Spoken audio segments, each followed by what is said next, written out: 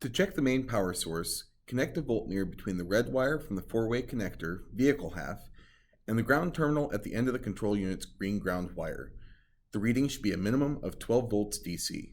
If the voltage reading is low, there may be a loose or corroded connection at the battery, a low charge level on the battery itself, or a poor ground. If the voltage reading is 0 volts, check the step, fuse, or circuit breaker, all connections, and the condition of the wiring between the battery and the plug, including the ground connections at the chassis. To check the step switch, connect a voltmeter between the white wire from the four-way connector on the vehicle half and the terminal at the end of the control unit's green ground wire. The reading should be a minimum of 12 volts DC with the switch in one position and 0 volts DC with the switch in the other. If the voltmeter reads 12 volts DC when the step switch is in the automatic mode position, there is a problem in the step switch circuit.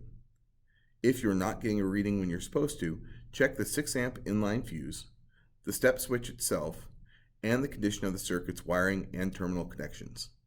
To check the door switch, connect a voltmeter between the red wire from the four-way connector on the vehicle half and the brown wire in the same connector.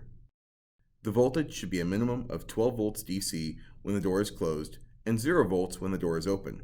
If the readings are incorrect, there could be a problem with the switch. Check the door switch and the condition of the circuit's wiring and terminal connections.